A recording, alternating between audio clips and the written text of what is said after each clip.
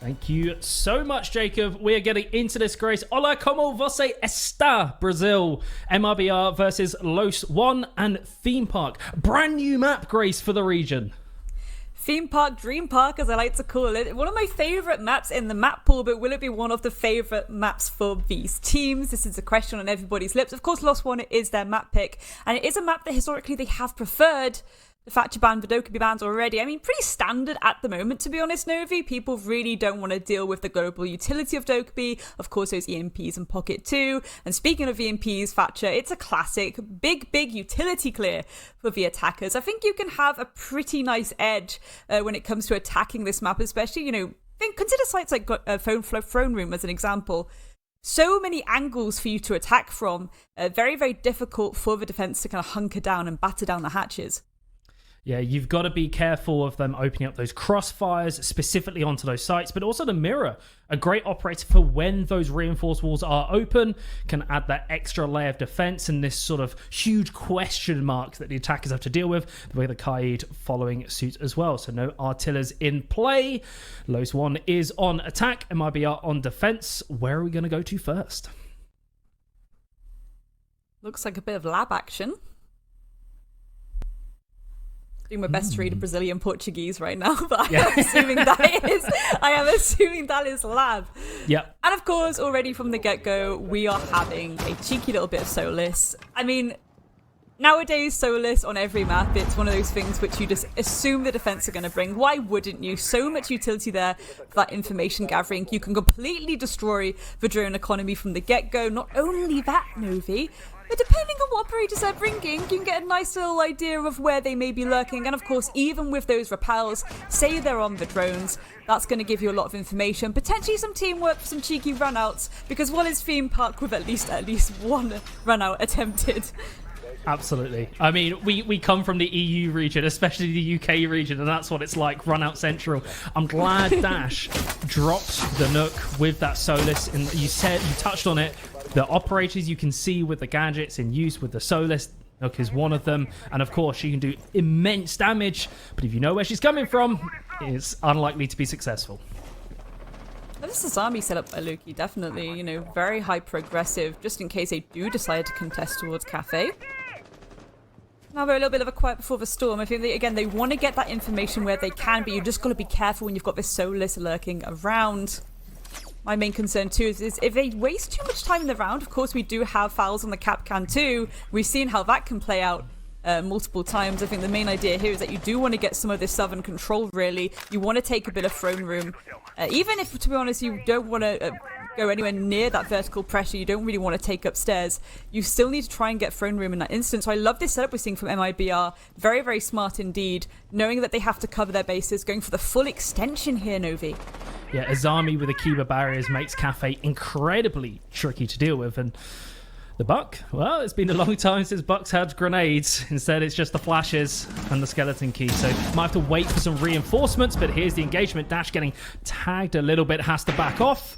And there we see the engagements. The drones coming in for the information, but it's Perez who draws first blood. A nice headshot onto Dash as the dust starts to settle. The rest of Los 1 is looking for more engagements, but it doesn't materialize until Maya gets a reply. That's the Azami cleared. That could give a little bit of breathing room to Los 1, but it looks like it's getting even more tricky. It's the difficulty sometimes when they do have such an extended setup like this. There's so many angles that you have to deal with, so much utility as well. They even have the Aruni. Ooh, beautiful shot there. Speaking of the Aruni, Reductor's going to fall down. Whittling it back a little bit more in their favour. Still 2 versus 3 though. Not really the most favourable utility to try and work with. I mean, they could try and cover their backs with those. Oh, well, there we have it. Niels comes through. Cheeky little 2K to finish things off. I mean, to be honest, again, the setup there from MIBR, it was really, really clean. They knew exactly how to approach this, defense of Lab. People that know they don't have to go through the window. They shouldn't really go direct. That is dangerous business. They know they have to go for the full clear. And of course, the extension of this utility really enabled MIBR to just let them try and come into their hands. Lovely little moments of aggression too. it was a nice touch with the Solus, essentially using that gadget to clear out all the drones around Barrel Room and then can go for that window peak. There's no information for LOS1 to really react to that, or at least get prepped for it. If their drones are cleared, they don't know the exact position. It is a very difficult operator to really challenge. You can see now the Solus is out of action. Dash is like, oh, the Nook is available. That's a lot of utility, a lot of firepower in that operator. Let's see if LOS1 will be able to get the first blood this time. Certainly so. Nice also to actually see them go to lab in the first place. Now they're going to go to one of the more frequently seen sites, though. Office and Initiation. I mean, this can be often very like hit or miss. Like, you know, 9 times out of 10, defense have the slight edge here again because of the extension you can do. I'd really love to see LOS1 try and go underneath, but granted, they only have, you know, Lobin and Dasher. I would assume that Nook being brought, though, you would see a little bit of verticality about to come through. Let's see what happens, Novi. There you go, Dash already making their way through the map and clear out the underside and can look for those up nades, of course. And LOS1 being very careful around those windows. Don't want to get caught out for a second time. Dash already pushing up. Redux could get a small surprise. Being droned out. Engagement going across that tight angle on the stairs. Means that Redux is going to back off that angle, giving away a bit more map control towards LOS1. Speaking of map control, though, this is a part where they really need to get a little bit of a jog on. Lukadera, there we have it. Opening kill going in the favour of MIBR, rather. And they get a second. I think the call's going to start coming through, that cafe pressure is going to start being applied. Maybe that'll make people more aware of what's going on downstairs.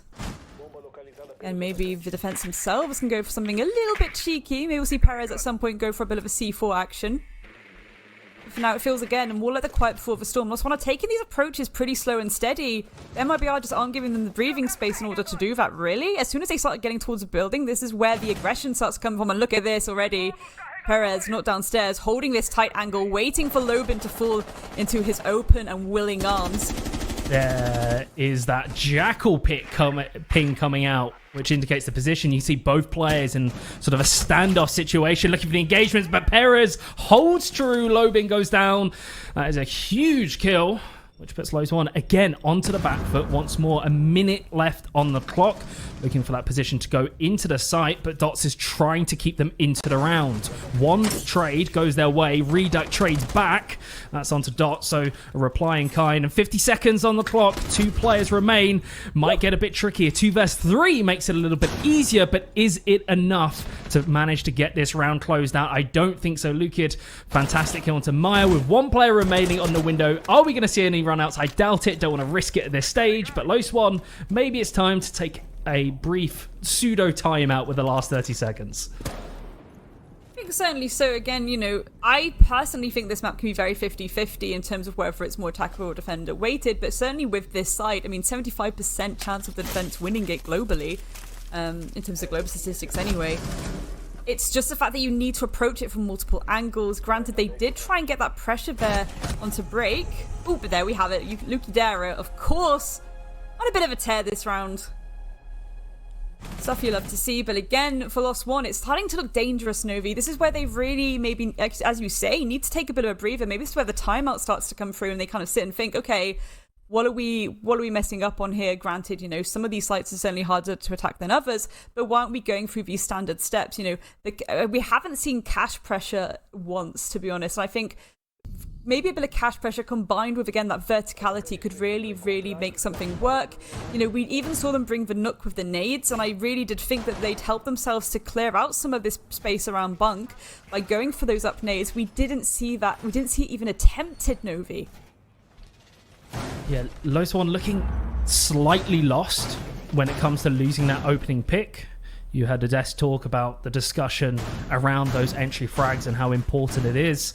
LOS1 struggling very, very much so to try and get any kind of ground. MIBR looking comfortable. I mean, you know, we said it earlier, MIBR, we would have put, you certainly put them as favourites with the prediction, but I was debating it. I felt like these maps lent more into LOS1's favour. MIBR already surprising me on Theme Park. I think this is the thing though, right? Is it a surprise? It's as I touched on before, you know, if you know it's a comfortable map for Los1, and you can kind of maybe predict that you'd end up here, you would really prep the nines out of it. And I think so far with MIBR, we've seen the setups, they've hit it a lot, but we've seen the setup here that they've brought, and it's so expansive and clean. The Los1 are really struggling to actually get an edge in. This is a main point. These entry engagements, the way that they are initially approaching MIBR, it's just not working because of the really tight little setups and angles that MIBR are holding. And they're not really going by the standard approaches either. They're trying to go for something a little bit more direct. Of course, not as direct to the point where you think it's silly sausages, but direct nonetheless. And MIBR is very comfortable to sort of abandon their entire setup and reposition sort of transitional defenses on a further back line in which they can set up those crossfires. So even if you force them out of the site, they will find another angle to play from. And Los1, they might be good at the first 2 steps, but when they get to step 3, step 4, that's where they're being tricked up, because MIBR just seems to have answers to everything that Los1 is throwing at them. Here's the engagement though. Ooh. First blood going the way of Los1. There we go, on the board. And that is a huge kill by the knock. That's the Solus removed as well. So that's a massive amount of information completely disappeared from the side of MIBR. And that's exactly what they needed too, and they need Dash to be in those positions and maybe not be contested anymore. One more nade and pocket, maybe they can make something work here. For now, they're starting to clear out that shield though, so the pressure certainly is being mounted. And we can see that Los1 are slowly starting to set up for what I think might be a bit of a cafe execute. For now though, they do need a second dimension to this, which is where that additional pressure from the east needs to start trickling through. Novi looks like they're setting up from that. I believe we just saw a drop down into the CCTV as well. So here we have it, the snakes in the grass slowly starting to gather around their prey, but can they make it work this time, Novi? Lobin holding the angle. I've seen this one before. It's like last round, just dead set and holding this angle, waiting for the opponent to make the first move. Lugdira stepped back, didn't quite risk it too far, and because of that, Los1 hasn't got another kill. They're not confident enough to just pull the trigger, and they're running out of time. 30 seconds remain. Huge engagement on the stairs. Perez with a double kill to blow things wide open, and another one follows through as well for MIBR. It's a 2-on-4, and the round is falling apart at the seams by Los1, despite their best efforts. Lobin on a sliver of health, and it's not enough. MIBR take their 3rd round on the trot. Los1 brought it close, but are way too far away from actually securing that round win. It just slipped apart at the end. It's the thing too, Paris essentially getting a few freebies there because of the fact that there wasn't any information about that positioning on the staircase. Again, you know, we see that there's this entryway now between office and vending. That's where I'd be like, okay, there's an entry point. Either they're going to assume we'll come through here, or at some point they're holding the angle towards here. What angles typically would they be holding? Granted, we did see the little peak along the breach between, you know, the vault and the cafe. There's a little angle you can take which can be quite hyper aggressive, and that can sometimes really be beneficial if you're trying to make sure that no one's lurking around that staircase area. They didn't really get much out of it. Again, the movement, the constant repositioning from MIBR2 and just being a bit more sensible about it. They are being so clean here, to be honest, Novi. Very clean. It's forced Los1 to take a timeout and have a talk about what's going wrong. That round certainly started better. The first half was really good by Los1. They managed to catch the Solus off guard, push on through, get lots of map control, but then they slowed down. They paused. They took too long. And by that point, they're rushing in. Like you said, yellow stairs wasn't checked. Perez gets a free double kill, and then the round falls by the wayside. MIBR 3 on the road. They get to go back round to their primary site, back to the laboratory and storage room. And this really is quite interesting. Again, the way that these site rotations are working is this complete avoidance of throne room, only using throne room as the site extension because of how frequent it can be. That, you know, throne room can be kind of snuffled up pretty quickly if people know how to play these angles. However, you know, I don't think Los1 with these dimensions to their attack, I don't think they're going too smoothly for here right now.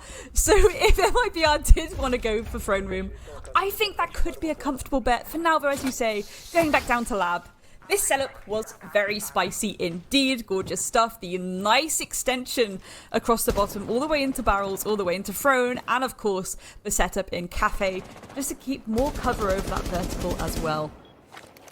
Now they've got the Azami once more, which is going to be using the Kiba barriers in cafe, present several lines of sight and cover that she can have in that room. What is Low1 going to do about it? Last time we saw Buck sit outside for quite the long time, until eventually pushing through and just taking the engagement and somehow winning. They've got 4 sets of frag grenades, so a lot of utility that can be used to clear it, and no denial. There's no Jaeger, no Wamai. MIBR is just looking to sort of sink all of that with the Kiba barriers, the Surya gates as well by the Aruni, and make Low1 try and bleed through. But if they're not careful, if the droning is good, that's when the frag grenades really start to fly. And this is it, right? The frag grenades need to start coming through a little bit more. It's the easiest way just to give yourself a little bit of clearance. That's at least dealt with one of the Kiba barriers. It is going to be repositioned though. Ooh, bit of a spray around the corner there. Lucadera narrowly missing the headshot there. Coming through from Maya. More nades to come through. They fall back into a bit of a safer position. That swing still is going to be attempted though. This is where, again, the additional angles need to start coming through. Lobin though, Perez will fall. Reduct gets a nice trade back though.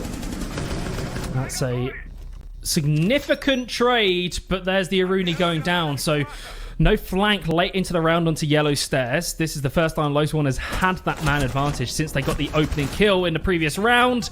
But there we go, a trade, 1-for-1 again. Low1 still staying in front. This is the best chance they've had with plenty of time on the clock remaining. Vals and Lucadera, the last 2 remaining. 2 Kiba barriers in pocket as well. No Night Cell, which just detonated, tagging down Maya quite low. But the engagement around the corner through the window just tags Maya a little bit before backing off, but there we go. .0 pushing on in. That's a 3-1 Grace with 45 seconds, and it's all on the cap can. Who can cap can, as the saying goes, but can the cap can? No, he cannot. Dash. Lovely shot there, just to finish things off. And finally, Lost1 getting one of these attacking rounds on the board. And I think they really needed that Novi, not only to get the wind under their sails, but almost to prove themselves like, okay, we adapted a little bit here. We went for the utility clear very, very early, and we got those initial picks under our belt. They didn't also get a bit silly. As soon as they, got the man advantage, they didn't decide to kind of just go for these individual pushes. They played really, really well there. They stayed together as a team. Cemented, I think the word is there. Like concrete. Like concrete. Very, very solid. Solid. Firm. Firm. Yeah, it looked much better. And for Low1 or any team, when you take that tactical timeout, right, that's your moment to talk to your support staff, your coach, really go through what's going wrong in the game. If you then don't win the following round, you've got no more timeouts. Like, what do you do at that point? In fact, Low1 maybe, I'm not going to say rattled MIBR of 3-1. They seem to be sitting very, very comfortably. But we're now seeing that throne room armory, Grace. Yeah. And teams do a really good job of holding on to this. I think the global win rate for this site is quite high.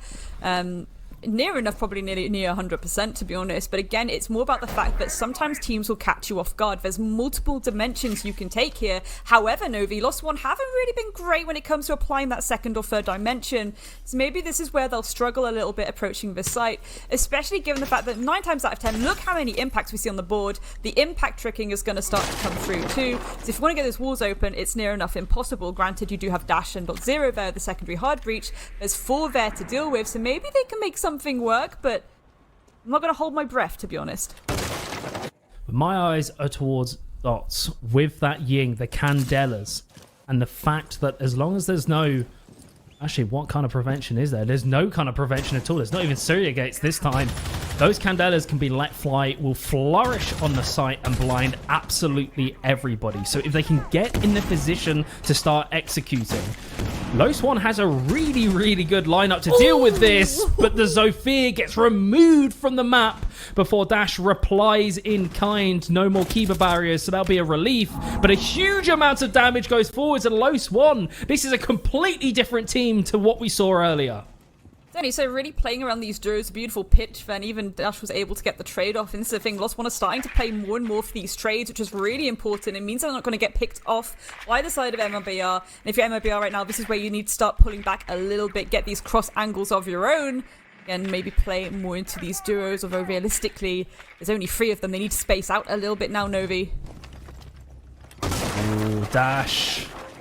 Another player going down for Low Swan. They had their man advantage. That has soon disappeared. And now MIBR, with the time left, they're in not the most awful position. They still have the Yokais, the Goo Mines as well. The drop comes through, the sprint onto site. Looking across the site towards that northern side.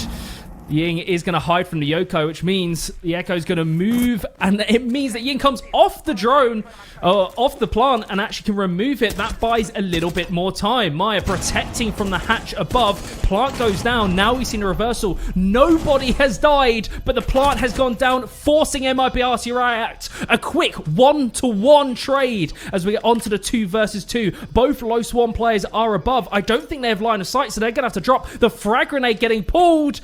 Sent swinging. Is it enough? No, but Falls doesn't stick it. At least picks out a great pick onto Maya, and now it's a 1 versus 2. Frag grenade's not going to get there. The run on in, the shot from the back, and there we go. MIBR in a spectacularly exciting fashion take the round. Wowsy, wowsy, wowsy, wowsy. The stuff you love to see. What a really nice retake there. The issue for Lost One there, they executed perfectly, right? Let's not be around the bush about that one. That was a really clean and nice execute. They had all that pizza control. They went for the plant. They had enough time to even deal with one of those Yokais. It's just the fact that as soon as one of those players on site falls down, the rest of you were upstairs. 2 of them were then playing the hatch for the retake.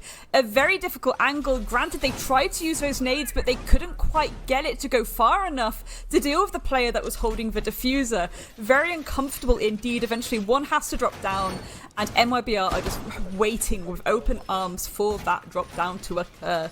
Lovely stuff indeed, Novi.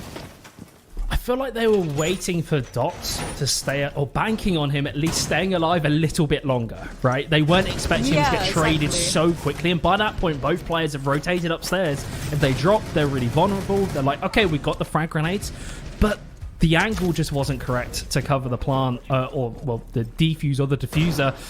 And that left it open. MIBR, a great retake, but Low Swan looked a lot better. Just a shame it didn't materialize for them. And it's interesting too, the Osa along with the Monty. So at this point, Lost One are being like, okay, well, maybe if we are like losing a few of these opening engagements, we don't have to worry too much about them. If we bring an absolute goldmine of shield utility with us, desperate times call for desperate measures, I do suppose. But again, we've seen how important Osa can be, especially when you are trying to go for that collapse. And judging all three what we saw last round, Lost One, they can provide a very clean execute. And certainly having smokes, those Osa shields to cover, can certainly make the job a lot easier. I do believe one of those smokes has been used already to deal with the potential of one of those barriers. Keo barriers also causing a little bit of a difficulty here. This is a lovely position for Neil to be in. Loban's just punching it, just trying to remove it. It's almost like the castle barricades on the wall. It's the same thing. Like, yeah, it's easy to take, but what if a night cell just flies out right afterwards, right? Like, what do you do in that situation? There's all these sort of questions. Just got to be careful. But another Kiba barrier goes out. And if the Monty pushes up too far past the barricade, that could pose a problem because there's no one to cover. But Maya wins out the engagements, gets a second one for his money. Fantastic stuff. And that leaves Low Swan again with the advantage. But this is significantly earlier on. Half the round remains Grace. As you can see, Fowles is staring down the barrel at a Monty with a mountain in his path. Certainly is, but he does have Toxic Babe to try and deal with it. Granted, you can't really go for the immediate headshot onto a Monty, but you can at least utilize what you do have in pocket to try and cause some damage. Difficult though when you've even got the Osa. Well, the Osa falls down. Lobin getting taken clean out. SMG 11 to the face. A little bit of a warning shot there towards .0, but they're not going to fall for it. The second Toxic Babe goes out, and again, just delaying that shield from pushing in so aggressively by Lost One. A 2 versus 4. They're doing a really good job right now of holding them off for as long as possible. And this is where Low Swan need to realize what utility they have available. They have flashes available. They have EMPs as well on the Monty to push up and remove anything else that is causing any issues. The goo mine in front isn't going to allow Dots to push on any further in case he pops it. But you can see it's wasting time. Plant hasn't been able to be stuck, but there we go. Dash fires it down with a double kill. Let's have a look at this here. Nicely done. He catches them as they try and rotate round to just keep applying pressure. MIBR were being very dynamic, but Low Swan reacted in a very calm fashion. So even though the time was crunching, they were prepared for it. Time was crunching, but your hats have to go off to MIBR because, again, they were at such a man disadvantage then, but they had all that utility to deal with the fact that the main crux point there for Lost Ones execute was the fact that they were using that shield utility. Biosa gets taken out. You've got the Toxic Babes. You've got the Goos. You're sending those constantly towards Samonte. At this point, there's only 2 more players to really worry about, so you can kind of go for these pre-fires. You can go for these swings on the corner of the SMG-11. It's just a massive shame then that, of course, Dash has to shut that down. Hey guys, I see you're doing a really good job of holding it on right now. Let me stop that for you. Beautiful work there. And now, of course, we got the side switch. I don't think this is too unfavorable for Lost One right now. Yes, they're currently at the round disadvantage, but in that they're now going onto that defensive side. They can set the momentum. The main concern for me is, judging on how their attacks went, have they extended this utility enough to deal with the fact that MIBR clearly know about where these entry points most likely are going to come from? Yeah, MIBR, very, very well-rounded composition, bringing a lot of anti-utility, the frag grenades, the flashes. This is whatever you're going to put up, we're going to clear it. And of course, I just want to lean more into the cap can, the alibi as well with the deployable shield, but also the prismas to allow a bit of flexibility. Again, with the Oryx as well for the rotation. It's a very dynamic style, but MIBR's got very consistency with that attack, and that's where the difference could come in. Now with the hatch, Lobin lining up the C4, it's blown, but no, it sticks to the edge of the hatch. He can't pick it up, he has to dash away, and that's a bit of utility just removed very early on. MIBR is going to be happy with that one to avoid that C4. Certainly so. Opening kill going in their favour, and we've seen how well MIBR can translate this. We've also seen how well Lobin can suddenly turn back and shut you down in retaliation. So that's 2 nades taken away from the side of MIBR, which again, you know, it's not too bad, but what could be slightly bad is the fact that maybe you wanted Lukidera to be utilising that sledgehammer for that verticality. Yeah. And drone goes through, and as it does, Perez gets taken out there by Reese. Reduct, though, with the trade. Novi, it's starting to get a bit spicy here. Yeah, pressure's onto Low Swan. Halfway mark, 2 versus 3. Like you said, a lot of frag grenades being lost. Only 1 sitting on the hands of the Iana. Ooh. It depends what position she's going in. Dash is holding this for dear life. There's no drone on my screen. I don't know if he knows that he's here. The gun barrel has come around the corner. Very patient, but no, gets a little bit panicked. It doesn't confirm the kill. Dashes back down the hatch and is going to run away before getting tagged, but is still having to recharge just to get out of there because the spray from the top floor was coming through to put pressure on the players. And that's exactly it. MIBR utilising some of that verticality that may have been used for them to their own benefit. And again, the fact that Lost One are now back on site, this gives MIBR all the breathing space they need to try and sell up now for some kind of collapse. They have all this control in their favour. Presumably the flank drones will... Oh, it does! Gorgeous stuff. Again, those impacts when it comes to throne room so important, but .0 is fully out of them now. Yes, they've whittled down the timer for a little bit, but now is nice and open. So this barrel's pressure can start to be applied, and presumably at some point we'll start to see a little bit of pressure go towards Pizza 2. Sounds like a little bit dicey. Can .0 land these shots? There's one. Can they get another? Yes, they can. 4 Reduct left, and the Capcan trap comes through. EDD to the face. You really got to check for those. I was going to say, for Low Swan, after that wall gets popped, it really comes down to gun skill. Who's going to click on heads better? Low Swan come out on top. A fantastic defense there. Yeah, Dash recovering in kind after that sort of... It's a little bit of a whiff. Maybe just... A lot of players call it sort of cold hands, where you're holding onto an angle for so long and then finally the person peeks and you just sort of panic a little bit. Maybe it was that, but .0, phenomenal job at that range to rein that in, apply the pressure. And like you said, Low Swan, 4-2 scoreline. We're talking about how good MIBR look. Low Swan with that 1-round win. They're now within 1 of equalizing the scoreline. They look very comfortable. Maybe MIBR, if this doesn't go their way, should call that tactical timeout. No, I agree with that. I fully agree with that for sure. I think the main thing there as well was the fact that you've got that wall open. You've already applied that angle of pressure into the site, right? Maybe this is where you have a little bit of a second just to think, okay, where is this additional pressure going to come from? Granted, you know, in the end, you did have someone going towards connector, but the Capcan traps as an example. And that push was mostly a frantic last minute, I have to do something push. Ooh, okay. Low Swan. Are they about to... I was worried with how this started, that after A, picking Low Swan in the predictions and having you being like, I told you so, but also B, it was going to be a bit of a runaway series because MIBR just came out the gate swinging. Low Swan has certainly stepped up their game and is giving us a spectacle to watch, and it is a pleasure in which to get to cast them and see what they do best. The Flores, the Rotero drone's going to be blowing those deployable shields. I think it might have been shot out. Yes, it does. So, going to have to send another one in. The double ADS is going to prevent those frag grenades or any kind of extra utility breaching rounds going through to open it up. So, going to rely on the Rotero drones. That hatch could pose a huge problem, though, for Low Swan. They need to be careful. But MIBR, bleeding time right now. And that's the main thing, right? You want to bleed as much time as possible. Time is a 6th defender. We say this all the time. You're the one that's working against that clock when you're on the attack. So until you can get that plant down, it's certainly ticking against you at all times. Maya starts to get a flurry of utility. Ooh, sent towards them. The shield is now dealt with, and that's going to put them into a bit of a trickier spot. They're going to have to hold these tight angles at the top of upper arcade. I think Perez might go for the drop soon too. So this additional angle of pressure will start to be applied in that top floor. But again, it's all about Maya wasting time, but no more time to be wasted. Neil's beautiful, beautiful pick there. The second one for Perez, as I say, went for the drop. Gets traded though. Open as well, taking out Reduct to 3 versus 3 Novi. How'd you like those apples?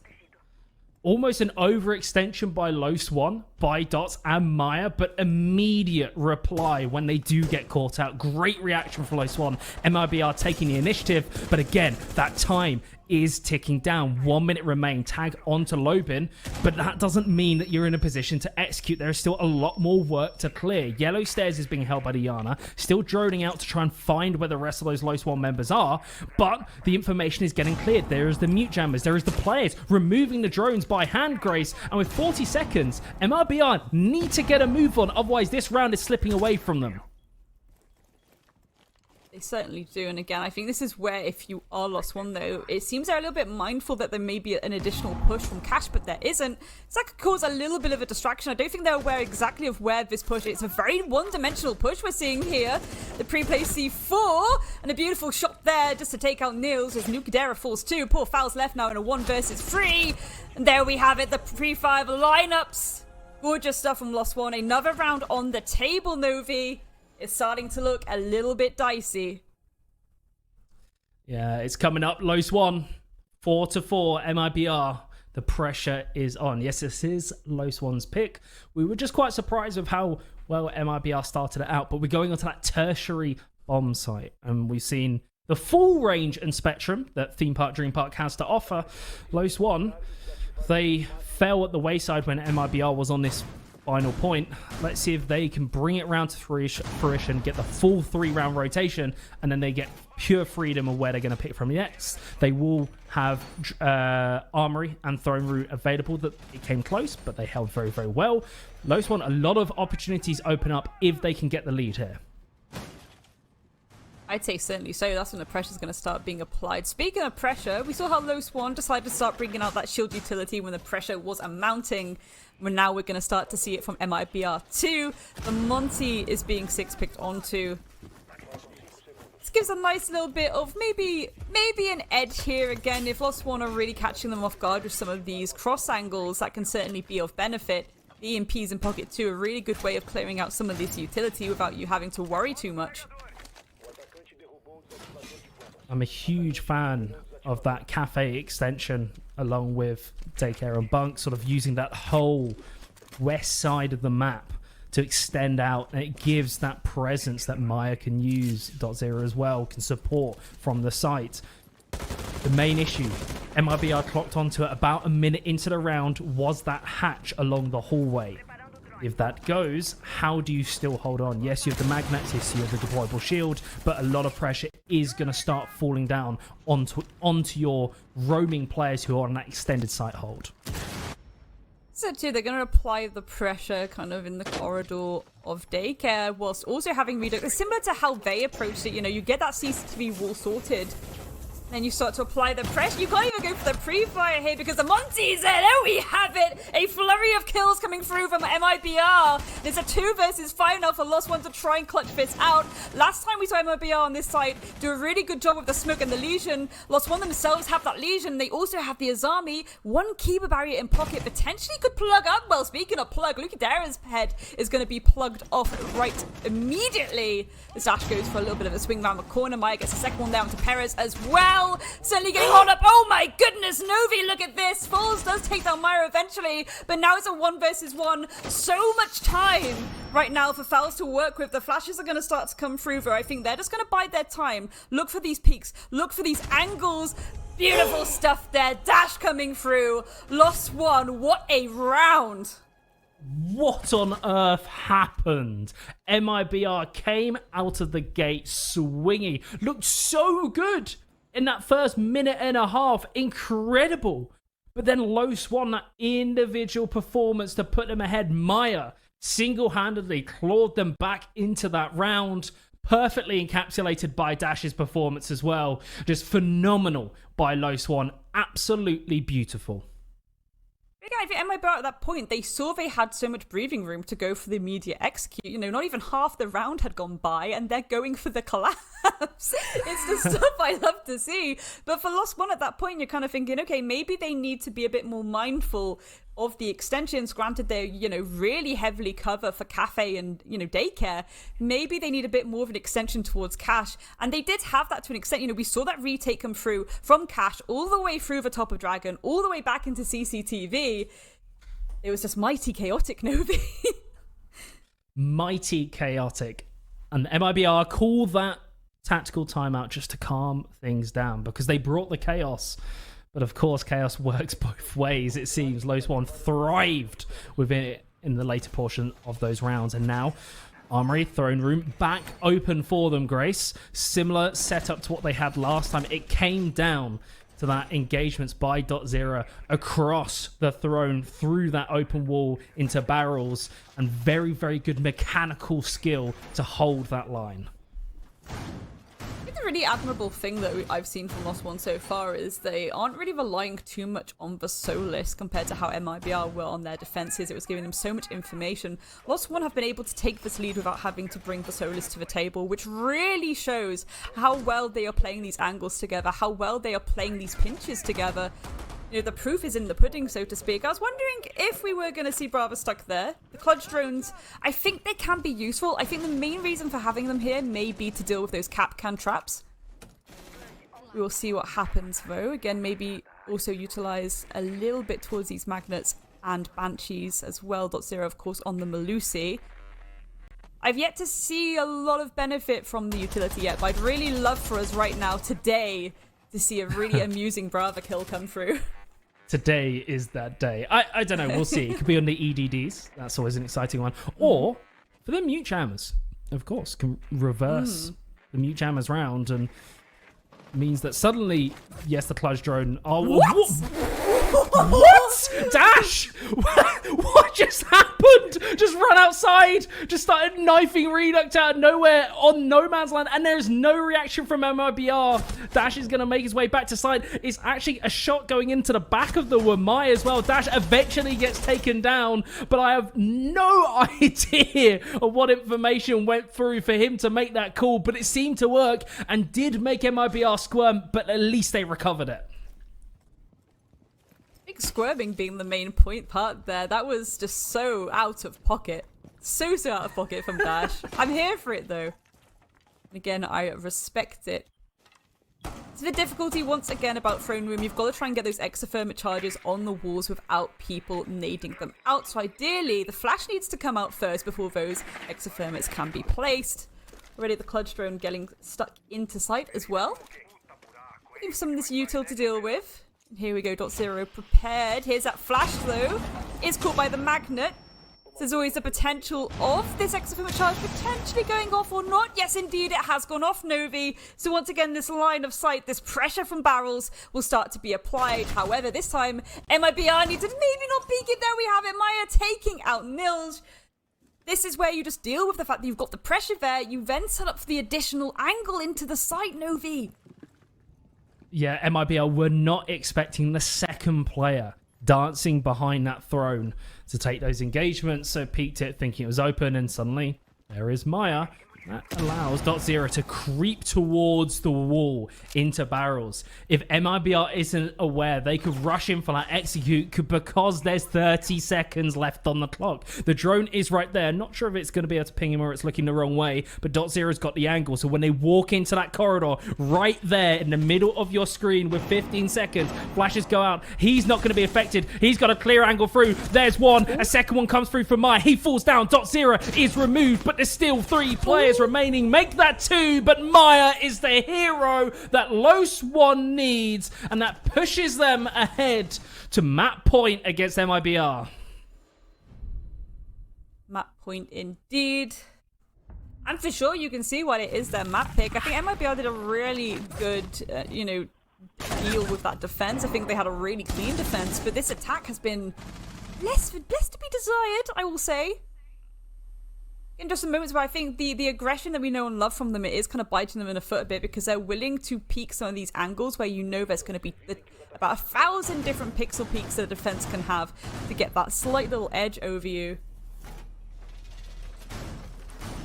MIBR really need to bring the thunder here. Again, we didn't really see much use out of the Brava, so I'm again questioning that as a pick at times. I think if it works, and when it works really well, but I think in the heat of the action and given the way these two have played, it needs to be a bit more focus around, okay, what utility can we bring that's actually going to be consistently active throughout the round that we can use?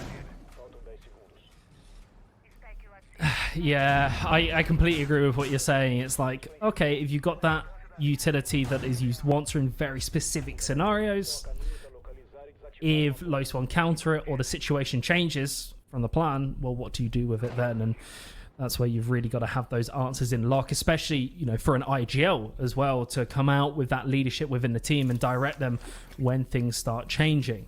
Now, Los One bringing that Solus once more, or again, alongside the mute jammers, so they're aware that Bravo with the clutch drones was brought. That's this extra layer of information denial, and that will keep MIBR in the dark. When they have good eyes, we saw it with that cash room push a few rounds ago, they can snap their fingers and all go aggressive all at once. Phenomenal stuff, just blowing it wide open. But if they don't have the information, they struggle and are forced to take long angles when they start running out of time. I think at some point Perez is going to try and go for those underneath little shots with the skeleton key. We will see. Assuming that might be an angle that MIBR want to bring here again. One of the more safer ways to play if you do go for those upverts. Now they're a bit of a quiet before the storm again. They must have the information that Cathay, of course, yes, will be helping these multiple angles, but they certainly have that flash utility to deal with it, where you can't deal with that though. Myron .0 getting one apiece. Dash with one as well. Oh goodness me. Noviel is falling apart. Perez left in a 1 versus 4. How do you clutch out a 1 versus 4 and save you from losing this map right now? The pressure is insane. I realistically don't think it's going to happen, Novi, but never say never.